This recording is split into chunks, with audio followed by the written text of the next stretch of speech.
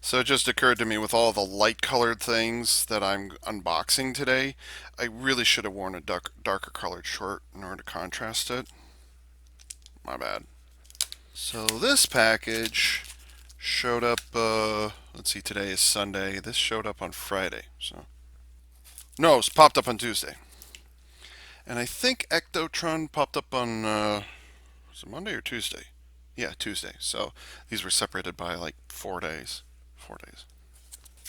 But I just didn't have time to unbox Ectotron. And I was kind of busy yesterday, so I couldn't get to this either. Oh, wow! That's a lot bigger than I thought it would be. Holy smokes. Okay. Whoa. That is a lot bigger than I thought it was going to be. Okay. Huh. All right. Uh, let's go with the big boy.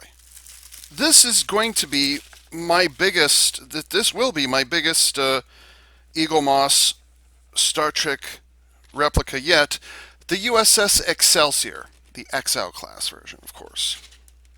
Wow. I was not expecting that to be that big. Of course, it figures that these things would go on sale after I bought them. I have a really unfortunate habit of doing that, unfortunately. You know, I wait for a sale, and then it um, it doesn't show up. It's like, oh, all right, I'll just buy it. And then after I buy it, then it goes on sale. They did that to me on HobbyLink Japan for something recently I wanted, and I'm like, oh, god damn it. So, yeah. It's like I've already spent my money. Now I can't take advantage of the sale or even the special, $5 or 5% off code or whatever it is. So anyways, I got this one at full price. Yeah. Wait, the fuck? Are you kidding me? The other one doesn't come with a magazine? Wow, did not see that coming. May, well, maybe there's like a little card or something on the inside. Because that is this in. Find out when I get there. Well, kind of the important thing is the Excelsior comes with a card, or comes with a magazine, so that's the important thing. It's like if that doesn't, it's unusual, but not necessarily bad. So we'll see how that turns out. But first of all, let's take a look at this bad girl. Oh my gosh, I think this is going to be bigger than the STD Enterprise that I've got, and that's the biggest one today, at least in terms of dimensions. It's the tallest, it's the widest. No, I take it back. It's the longest and it's the tallest, but I think the NX-01 Enterprise from Enterprise is still probably it's easily the heaviest one, but I think it's still the widest one. So I think the Excelsior is about to kick her ass. Yeah. Oh. Or not. Wow, there's a lot of turquoise on display here. And the hull painting, wow. Or the Aztec pattern. I need to switch from Ghostbusters and Transformers into Star Trek now. So like, ooh, heavy gal. Oh yes. Oh, ho, ho, ho, ho. Ooh, baby, baby. Yes. This might be heavier than the XL sized NX-01 Enterprise. Oh, baby. Oh, ho, ho, ho. God, that torpedo launcher was. There's supposed to be two of them, by the way, but like, Jesus. Actually, kind of interesting thing about the Excelsior class is, God, how attracted it is to all these. Get off. Go away. Is that if you look at her from the front, by the way, that is just smooth right there. Um, the interesting thing about the Excelsior class is they had one torpedo launcher on the port side, but then two torpedo launchers on the starboard side, or were those reversed? The point is they had four asymmetrically set up torpedo launchers. Oh, this is disgusting how much I like this. There's a lot of turquoise on display here, though. I'm surprised. But whatever.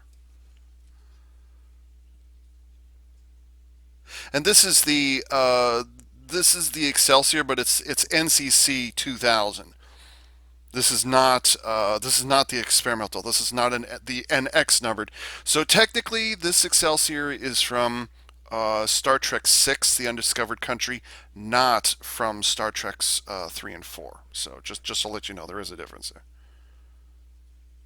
Oh, dude, I've finally got an Excelsior in my hands.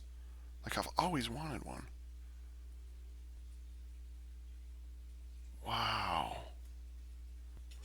And there's two details that always seems to be a little bit lacking, and that's this kind of area here directly behind the. Ooh.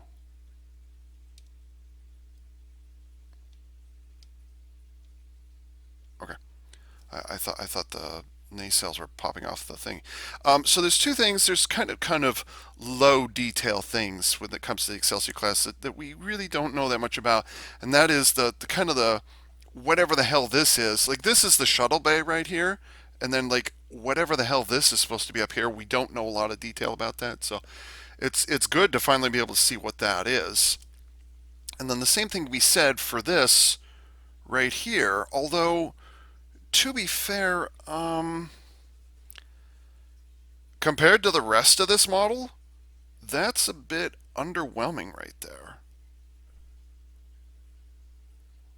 So, but just the rest of it, holy shit. This is going to rival my NX-01 Enterprise. This is now rival. It's way longer too. And not only are the nacelles the warp engine grills, not only are they transparent from the side, but they're also transparent from the top. Wow. Oh, that saucer's so heavy. Holy shit. Is the top and the bottom? No, it's just the top. Only the top is. She has five phaser turrets. Wow. I thought she only had three. Or maybe that's just me. And that's longer in the back? Really? Huh. So apparently the running lights for the ventral, I think this is a navigational dome or whatever it is. Ordinarily, the way it sticks out on the Enterprise, the Constitution refit, the TMP Enterprise, is that this light right here actually sticks a little farther out, and this one's actually shorter. But on the Excelsior class, it's the reverse is true. This one is longer, and this one is shorter. I do not, however, believe that is so heavy. Oh, mwah. I do not believe that's a manufacturing error. I think that's deliberate, just like I didn't know about it until now. These dark blue panel detailing, which is all over the place. It's not just on the saucer. It's also under here. I've never had to grip an Excelsior, so I was like, where do I hang on? These dark blue panels are a bit more opaque than I was expecting. I was expecting them to be a bit more subtle, but for whatever reason, they're not. I keep bumping into the nacelles. I hope I don't break it someday. Grr. But yeah, anyways, that navy, like it may very well be that color, but it's a bit more prominent than I was anticipating. God, this is almost a foot long.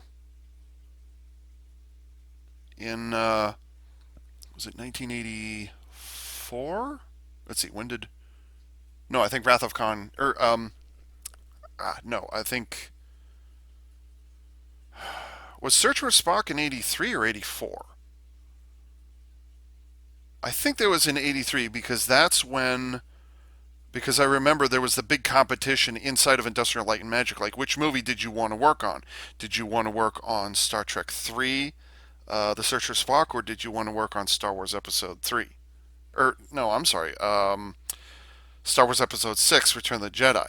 There was a kind of internal thing. Is like, the artists wanted to work on both of them at the same time. So yeah, I think it was 83 when they were working on this. But anyways, the guy who designed the Excelsior He was asked to design a new Enterprise as if it was built by the Japanese, because Japanese cars and their streamlined whatever it is was all the rage at the time, and so they were asked to basically do a 1980s interpretation of the Enterprise as if she was built by the Japanese, a Japanese car manufacturer, and that's what the Excelsior is supposed to be. It is the Enterprise, except not. It's the Enterprise as if she was built, or as if she was designed by the Japanese. Huh. There's a lot of odd coloring on here.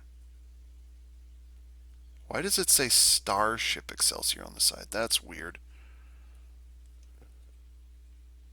And I feel like the registry number is facing the wrong direction there, or maybe not. I don't know. Oh, I've got those little beads of sweat all over this thing. Unfortunately, I'm so excited for this thing, and I'm ruining it. I'm ruining it. This is not exactly a subtle Aztec pattern either. Most of the Aztec patterns up to this point are pretty damn subtle, but this is like belligerent Aztec pattern, which for whatever reason does not continue on to the top. So there's a little bit of paint drift on the what are those called? The phaser turrets, the phaser emitter ports, I guess is what they'd be called. There's a little too much. There's an oh so slight drift on that. So, and the oh really? Wow. Oh wow. There's okay. So there's actual formation lights on this thing. Now, ordinarily we know about the port. The port light is red, and then the starboard light is green, or blue, depending on how you want to work that. But in addition to those, which are both on the top and bottom of the saucer, but not on the uh, not on the fins on the back though. Um, what's curious is that they also have white anti-collision lights at the front of the saucer, the bottom of the saucer, and at the back of the nacelles, at the tips of the nacelles. But they're not erased or indented surfaces. It's just stamped on there. We also have windows along the edge of the saucer. And does the paint match the indents? No, it does not, unfortunately. Which, to be fair, that's a common complaint with Eaglemoss ships, and I actually have a number of examples here where the windows do not line up with the imprinted portals. So unfortunately, there's a little drift there. Wow, just wow. And here's the weird thing: the windows or the portals around the leading edge or around the edge of the saucer, those are indented. There's no windows on the bottom of the saucer just because of the way it's designed, the way the ship was really designed. But there's a lot of windows along the side here. They're just stamped on, but there's no portals. There's no indent for the paint to go into. And likewise, no windows along whatever that thing is right there. Oh, I'm so glad I got this. I am so happy I got this. And she does manage to pull off a couple of Enterprise like angles. Oh wow, I didn't know that was there. My hand keeps slipping on the engineering hull. Unfortunately, it's really unfortunate just because of the way it's curved. And much like everybody else, there's no way in hell I was going to get the Enterprise B variant Baker, Enterprise Baker variant. No way. I did not like that any more than anyone else did for Generations. I don't even know why they did that. Maybe it's like they were just like, they didn't want to be just reuse the Excelsior class. They wanted to make some sort of a modification to it for reasons and things and stuff. So if I remember correctly, and there aren't many changes between the standard Excelsior class and the Excelsior refit or whatever it's called. The biggest difference, it has those boobs on either side of the engineering hull, which, why did it have that? Nobody liked that. And then it also has an additional set of impulse engines on either side of the hull. So that's kind of the biggest. Oh, the other difference is I think it has some sort of a Bussard ram scoop on the front that's like dedicated. It's not the same. And also, I think the paint scheme is like we already knew from Next Generation that the Enterprise Baker was an Excelsior class. What we did not know is that it would have boobs on it, and just why did you do that? I'm fairly certain, in fact, I know that Eaglemoss. I don't know if they made a 10-inch version of the Enterprise B, but I do know that there's a standard size, which is about this big. There's a standard size version of the Enterprise B, and I'm like, no, I'm not gonna get that. Fuck that. So the top of the saucer is die-cast, although it's getting to room temp now, but the bottom is not. And then, let's see, where is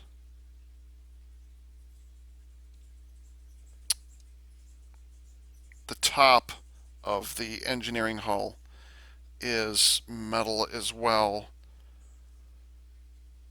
but the bottom is not. Wow. Just wow. There's a lot of detail. There's a lot of turquoise, which is fine. The turquoise is fine. It's just it's that dark blue. It's not that it shouldn't be there. It's just too prominent. I feel like Eaglemoss kind of screwed up. Like it should have been a more subtle coloring than what it actually is. I'm not entirely certain. Is this actually bigger than the XL? No, it's about the same size. About. There might be like a subtle, like a half-inch difference between them, which would make this 10.5 inches, and then would make the STD Enterprise would be like an even 10 inches or something like that. Or maybe this makes, maybe like that's 10.5, and then the easy way to find out. Stop being lazy, Ava. Yeah, this is 10.5 inches, and then STD Enterprise is. Okay, so they're both 10.5 inches. Okay. Yeah, I think the Excelsior is a lot heavier. I think there's more decas metal because the STD Enterprise, the top of the saucer and then the top of the engineering hull and the pylons, those were die cast metal. Oh, I guess technically so it'd be the neck, the top of the engineering hull, and the pylons of the STD Enterprise, and then the top of the saucer section. That's four different things on the STD on the XL edition STD Enterprise. Those were all die cast metal. But then I think there's just simply more mass to work with here. It's like, proportionately. So you've got a really, really big, thick saucer section. Then you've got this huge strip of metal, die-cast metal across the top. So, anyways, they slightly redesigned the nacelles for the Enterprise Baker. And here's the weird part, though. I heard somebody else complain about it, and I'm just now looking at it. The actual shuttle bay, there is an indent for the doors, but for whatever reason, unless they like move the shuttle bay, which I doubt, for whatever reason, the paint applications do not suggest that there's a shuttle bay there. That's the weird thing about it. So there's an indent, but it's just more Aztec pattern across the top of it. So maybe Eaglemoss screwed that up. I'm not certain. The doors were designed to be different. So, and again, why does it say on the sides of the engineering hull it says Starship U.S.S. Excelsior? You don't need to say Starship. That's unnecessary. And the impulse engines have been painted in. They are not transparent plastic. Wow, this is a lot bigger than I thought it would be. Let's get that display stand out. Yeah, okay, so the display stand says Star Trek 6 on it. So, yeah, which I figured, yeah. Because it's the USS Excelsior in Star Trek's 2, yeah, right, Star Trek's 3, 4, and 6. It is the USS Excelsior. The difference is the registry number. And I'm guessing the paint applications are different as well, which means this is Hikaru Sulu's ship, not Captain Styles' ship. So there's a difference there. Oh, they're going to mount it in the center. Hmm. Sometimes it's a little difficult to get the display stand to peg properly into the base. I'm not sure if it's like the plastic frame, if that's struggling, or if the base is kind of shaped badly or whatever it is. Because these are 9 times out of 10, these are usually customized to each individual replica. But the fact that so many of them struggle with getting in there. Ooh, that fits very nicely. And tilted at quite an angle. I guess I realize how heavy this sucker is. Wow, that's really tilted downwards. That's a very dramatic, or I guess she's pointed upwards, very dramatically compared to all the others I've got. Very dramatically different. Okay, good grief. She's going to be a space hog too. Maybe the NX-01 Enterprise is still heavier because that's a lot of die-cast metal. Because it's not just the entire underside of the saucer, but it also extends outwards a little bit into those engineering booms, the impulse engine manifold thingies, whatever it is. So, hmm. Class Excelsior active from the 2290s to the 2370s. Excelsiors were around for over 100 years. It was ridiculous how long they were around. Test runs as NX-2000, length of 467 meters. And you can see here the. I'll address that in a moment. You can see here the more subtle coloring of the ring here and the underside here. It's more of a muted, kind of a almost a dark navy blue, or it's like a yeah, it's kind of a grayish blue or whatever it is. But this is outright turquoise and very bold on the final design. But then this is kind of weird. If you look at this is just outright blue. It's actually a different shade of blue compared to what's on here and what's on the front, what's on the back. So I'm not quite certain which one's telling the truth and which one's not. I hope this doesn't just talk about Star Trek Six appearance, and I hope it goes on about uh, designing the Excelsior class. That's what I'm hoping. Registry NCC 2000 class Excelsior constructed San Francisco Fleet Yards, which is the same fleet yards where the TOS Enterprise was built. Launched in the year 2290, length 476 or 467 meters, deck 32 or decks 32, crew of 500, top speed warp 9 before the adjusted whatchamacallit. Type 8 phaser race, 3 photon torpedo launchers. Yeah, where's that third launcher? I'm just curious. I think there was like one of them was I think she has an aft launcher if I remember correctly, but I don't know where it is. So where's the aft launcher? Maybe it's just kind of this ill-defined whatchamacallit I was talking about here. I think that's the third launcher because the CGI picture does not show. One side has one launcher and the other has two launchers. I don't remember if it's two on the left or two on the right. I don't remember, but I do know there were 3 launchers. Period on the front of the engineering hall. So I do remember that. 3 photon torpedo launchers. I wonder where the third one is. And captain is Hikaru Sulu. The U.S.S. Excelsior established a starship class that had a long life and was still in service in the late 24th century. This is very true. Look at this. Freaking look at this. Dude, that's kick ass. Right there. And one of the direct inspirations for the Enterprise Delta that you'd see in Next Generation, too. Ikaru Sulu was the first captain of the U.S.S. Excelsior NCC 2000 when it was the first Federation vessel to detect the destruction of the Klingon moon of Praxis. Sulu later took the Excelsior to the aid of his former commander, Captain Kirk, at the Klingon Federation Peace Conference at Camp Kittimer. Oh, good. Oh, good. It's all concept stuff. Good, good, good. Aft Shuttle Bay. Warp pylons. Where's your torpedo bay? Wait, what? What? Wait, what? Oh, I guess she did have two shuttle bays now that I think about it. Hmm. So where's the aft torpedo launcher? Port navigation beacon. Oh, I didn't know that was there. Where's the where's the aft launcher? Or where's the other launcher, I guess? The first of its Starship class, the Excelsior began life as a prototype vessel with the registry NX-2000. Far larger than the Constitution class vessels, such as the U.S.S. Enterprise NCC-1701, it was designed to replace. The class was also intended to be much faster thanks to a new form of propulsion, the transwarp drive. However, after extensive tests on the NX-2000, the new technology failed to live up to the expectations. Failed to live up to expectations, and the Excelsior entered full active service in 2290 with standard warp drive and the registry NCC 2000.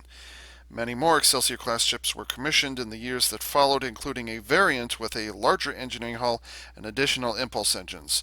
Though later than scheduled, the vessel did replace Constitution class ships as Starfleet's primary deep space explorers, and many were still in service at the end of the Dominion War in 2375.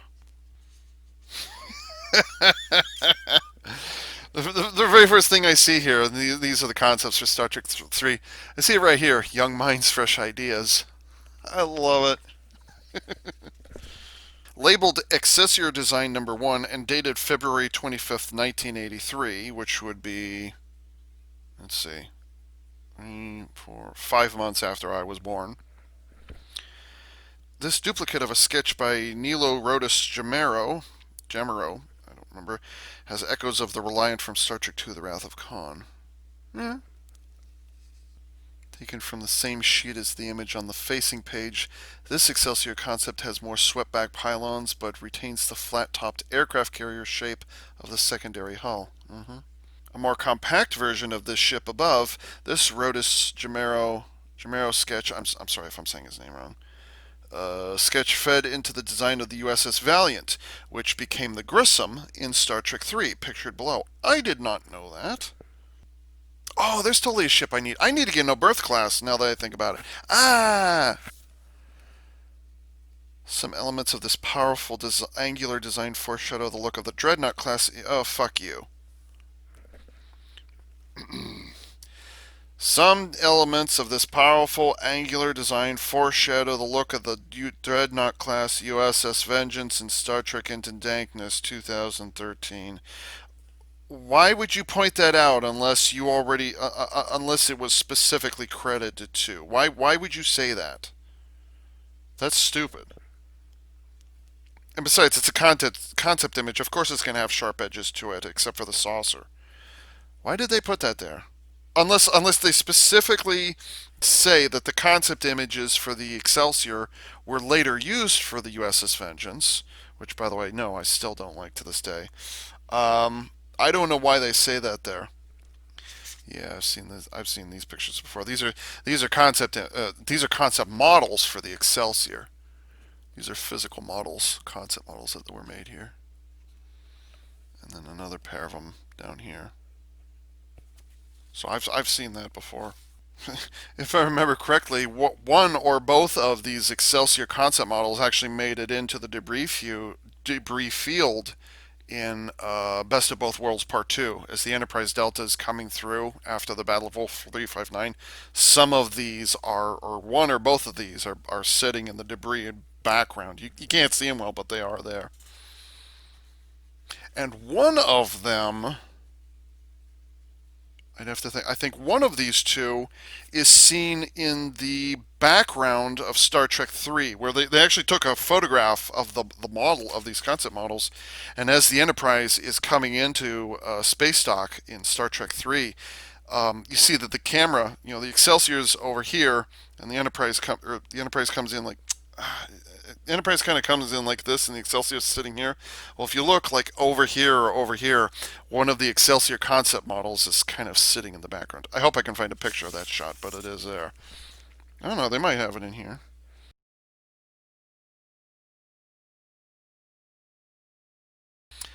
As Rodis-Janero's designs moved in an increasingly flattened linear direction, they retained some of the muscular menace that went on to define one of his other designs for the film, the Klingon bird of prey. Okay. The study model by Bill George takes its cue from the Rodis-Janero design above it, without following it slavishly. It is jokingly labeled the U.S.S. Alka Celsior, in reference to the slightly named indigestion remedy. Oh my gosh, is that true? Oh my god, it is. It's called the Alka Seltzer. Alka Space Seltzer. That's hilarious. On this sheet, Rodis-Janero developed the design for the facing page into something with 4 warp nacelles rather than the traditional 2. Though it is clearly more heavily equipped than Enterprise, it does not necessarily look more advanced. Yeah. Mm-hmm. Bill George's study model develops on Rodis-Janero's sketches above to create an Excelsior that looks more futuristic than the Enterprise, but which does not necessarily seem more powerful. The 21-inch model, wow, 21 inches. I guess it would have to be, was sold at auction in 2001 with only 2 of its original 4 nacelles still in place. Mm, yeah, it happens. I mean, it is just a concept model, so it's not really meant to hang around for very long, anyways. God, that's a big model. Whoa. Holy shit, that's a big model. Oh, 7.5 foot studio model with its original finishes bearing names and registry decals. Oh, gosh, it's a big sucker. Wow. It's always amazing how like comparing these replicas to like the official studio models. I mean, the Excelsior's the shooting model for the Excelsior is a foot and a half longer than I am tall. That's how big that thing was. This study model lacks the refinement of that on the pacing page. It is missing the large impulse engines and the dramatic rear shuttle bay, and the saucer is set further back on the unfinished neck of the secondary hull. Yeah. Also on that model, the nacelles have a little bit more of a no berth U.S.S. Grissom look to them. Oh, some of the detail changed between Star Trek's 3, 4, and 6. I didn't know that.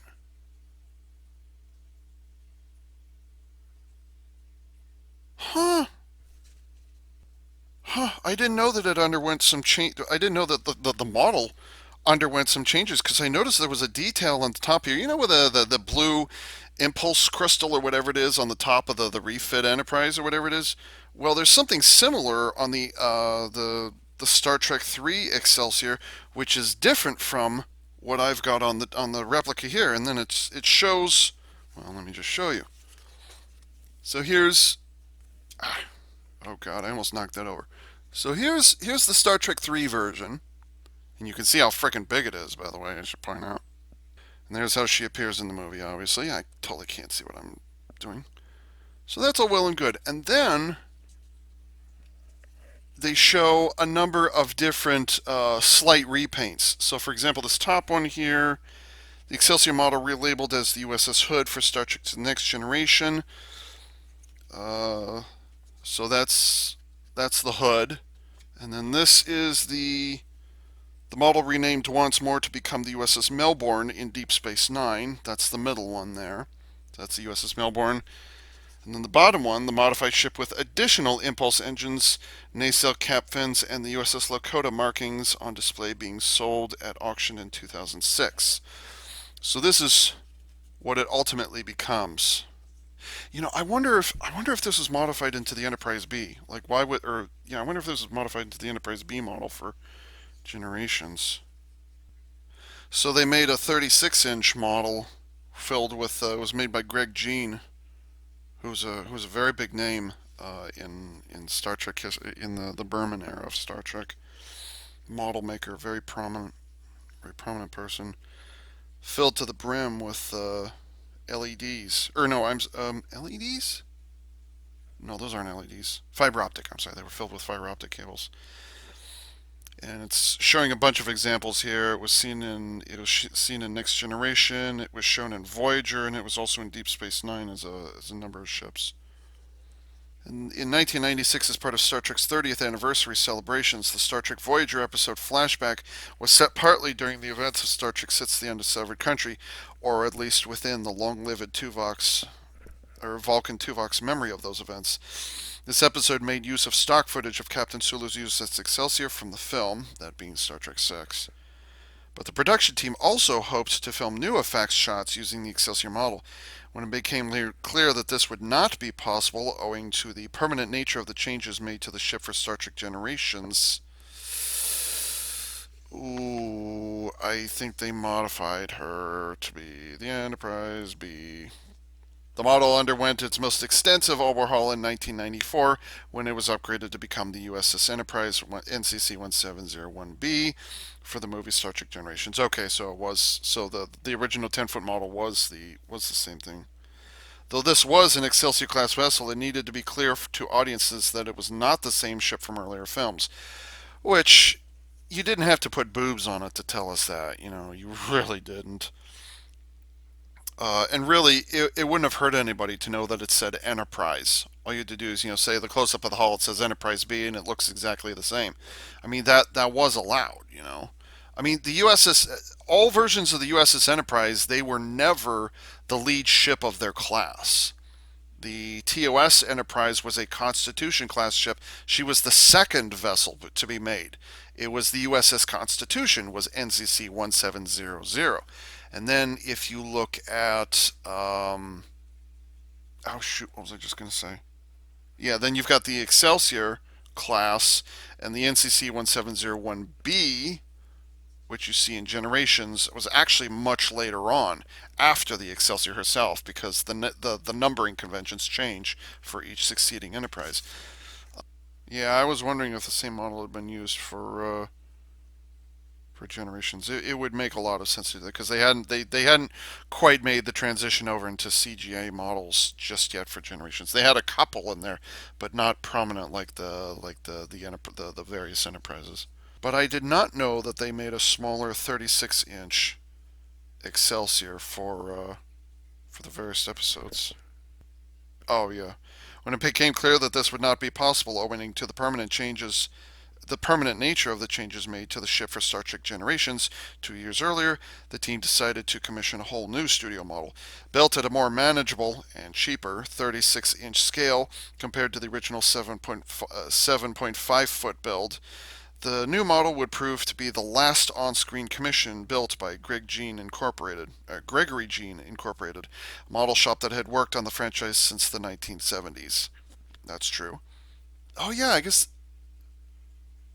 did they build the TMP Enterprise? Because like it was Apogee was the special effects house, but I don't remember if Apogee built the Enterprise or if it was Greg Jean who did that. In the finished episode, the smaller ship was all but distinguishable from the stock shots of the original, with the notable exception that the new Excelsior had glowing warp nacelles, something never seen in the Kirk era films. Yeah, yeah, that's true, that's true. Oh, I guess that would be true. Oh, so they glow when they're at warp, but they don't glow. Okay, hmm. The convenient size of the Gene model also meant that it was far more suitable for use than the upgraded original model when Excelsior class ships were called in for on Deep Space Nine. Its appearances there include the episodes For the Uniform as the U.S. Malinche? I don't remember how to pronounce that. And A Time to Stand, for which it was partially relabeled, and Battlescar to serve as the USS Fredrickson. After A Time to Stand, the model was redressed as the undamaged USS Excelsior NCC 2000 and used as a display piece at exhibitions. It also formed the basis of a computer-generated Excelsior-class ship built by David Lombardi of the VFX house Digital Muse in 1997. This CG model Made the very first of many Deep Space Nine appearances in favor of the bold, and can also be glimpsed as the dry docked U.S.S. Fredrickson in Voyager's Relativity. Yeah, they would have had to have made a CG model at some point. Huh. Wow. And that's just reading off the highlights. Like I didn't even read through all the details of it, but still, just I love these mooks. These are so wonderfully done. Aft lounge, really? Okay, whatever. Well, I am glad that they put the concept images in here. I'm really glad they did that. A lot of pictures and a lot of detailing about that. So I'm glad that's there, as opposed to just focusing on the Star Trek 6 appearance and then having to kill time for the rest of the magazine, like they did with the NX-01 Enterprises magazine. I'm just saying, which I still don't like. Very cool. Very cool. Very, very cool. Love it. An elegant ship, definitely. Very, very nice looking. And she's very long but narrow relatively compared to a lot of Federation starships. Like the saucer is usually prominent and then the engineering hull is a lot smaller. It's the exact opposite with the Excelsior. You can see that like the saucer is only part of it, but like the engineering hull is a significant portion of it. Even if you view it from the side.